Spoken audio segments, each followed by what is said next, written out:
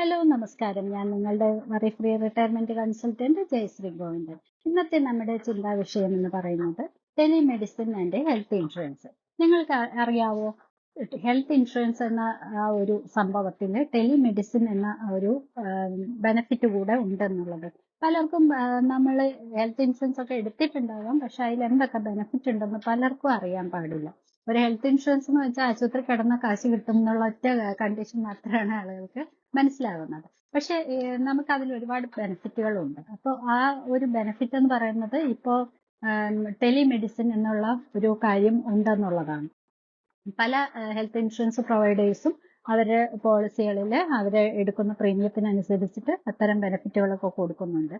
അതിന്റെ എന്താ ഗുണം എന്ന് വെച്ചാൽ, നമുക്ക് എന്തെങ്കിലും ഒരു പ്രത്യേകിച്ച് എന്തെങ്കിലും ഒരു ഹെൽത്ത് ഇഷ്യൂസ് ഒക്കെ വന്നു കഴിഞ്ഞാൽ ഓടി നമ്മൾ ഹോസ്പിറ്റലിൽ പോകേണ്ട കാര്യമില്ല. നമുക്ക് വേണമെങ്കിൽ വീട്ടിലിരുന്നു കൊണ്ട് തന്നെ നമ്മുടെ ഹെൽത്ത് പ്രൊവൈഡറുമായിട്ട് അല്ലെങ്കിൽ ഹെൽത്ത് ഇൻഷുറൻസ് പ്രൊവൈഡറുമായിട്ട് അവരെ കമ്പനിയായിട്ട് കണക്ട് ചെയ്ത് അവിടുത്തെ ഡോക്ടേഴ്സിന്റെ പാനലുമായിട്ട് കണക്ട് ചെയ്ത് നമ്മളുടെ ഇഷ്യൂസ് അവിടെ പറയാനും നമുക്ക് ഓൺലൈനിൽ ഇരുന്ന് സംസാരിക്കാനും നമ്മുടെ അസുഖങ്ങൾ എന്താണെന്ന് അവരോട് പറഞ്ഞ് ആവശ്യമെങ്കിൽ വീട്ടിൽ ഇരുന്നു കൊണ്ട് തന്നെ നമുക്ക് അതിന് ട്രീറ്റ്മെന്റ് എടുക്കാനായിട്ട് സാധിക്കും.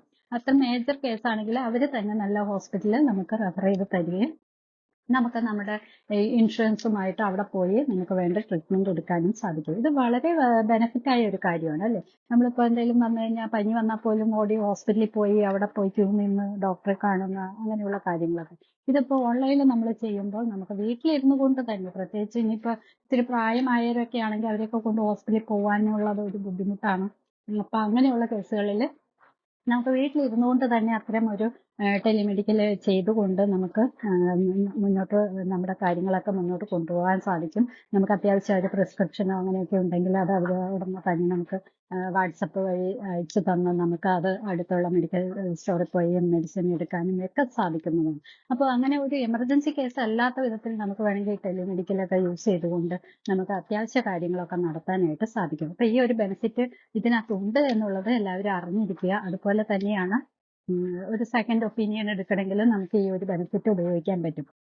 ഇപ്പം നമ്മളൊരു ഹോസ്പിറ്റലിൽ പോയി എന്തെങ്കിലും ഒരു കേസിൽ അതൊരു ഓപ്പറേഷൻ കേസോ എന്തെങ്കിലുമൊക്കെ ആണെങ്കിൽ നമുക്ക് വിചാരിക്കുവാണെങ്കിൽ നമുക്ക് വേറെ ഒരു ഡോക്ടറും കൂടി ഒന്ന് കൺസൾട്ട് ചെയ്ത് നോക്കാം എന്ന് തോന്നുന്ന ഒരു കേസാണെങ്കിൽ തീർച്ചയായിട്ടും നമ്മുടെ റിപ്പോർട്ടുകളൊക്കെ ഇവിടെ കൈമാറിക്കൊണ്ട് നമുക്ക് നമ്മുടെ ഹെൽത്ത് ഇൻഷുറൻസ് പ്രൊവൈഡേഴ്സിന്റെ ഒരു ഹെൽത്ത് ഡോക്ടേഴ്സ് പാനലുമായിട്ട് കൺസൾട്ട് ചെയ്ത് ഈ കൺസൾട്ടേഷൻ എടുത്തുകൊണ്ട് നമുക്ക് ഫർദർ അതിന് എന്താണ് ചെയ്യേണ്ടത്, അല്ലെങ്കിൽ ഇത് തന്നെയാണോ റൈറ്റ് പാത്ത് എന്നൊക്കെ ഉള്ളത് നമുക്ക് മനസ്സിലാക്കിക്കൊണ്ട് നമുക്ക് നല്ല ട്രീറ്റ്മെന്റിലേക്കൊക്കെ പോകാൻ സാധിക്കും.